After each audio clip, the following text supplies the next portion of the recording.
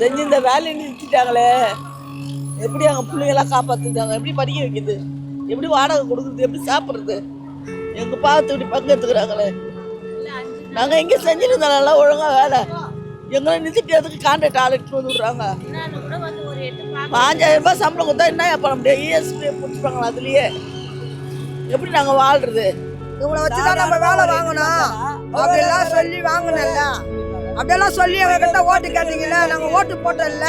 நாங்கள் ஓட்டு போட்டதுக்கு எங்களுக்கு என்ன மரியாதை பண்ணியிருக்கிறீங்க? எங்களை இன்னும் நடுத்தல் தானே உட்கார வச்சுக்கிறீங்க. எங்கள் குடும்பம்லாம் நடுத்தரில் வந்து உட்காந்துக்கிறீங்க. புள்ள குட்டியெல்லாம் விட்டுட்டு வந்து நடுத்தல். உங்களுக்கு ஒரு மனசாட்சி இருக்குதா? எங்களுக்கு ஒரு ரேடிஸ் இல்லை. இந்த இடத்துல ரேடிஸ் வந்து ரோட்டில் படுக்க முடியலமா? செய்யட்டும்.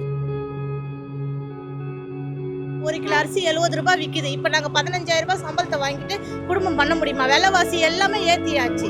ஏற்றிட்டு இப்போ சம்பளத்தை கம்மி பண்ணி கொடுத்தா நாங்கள் என்ன குடும்பம் பண்ண முடியாது? 15000 ரூபாய் சம்பளம். இந்த சலுகைலாம் நாங்கள் கேட்குற ஒரே கேள்வி என்னன்னா, 15 வருஷத்துக்கு முன்னாடி எதுக்கு எங்களுக்கு கொடுக்கல?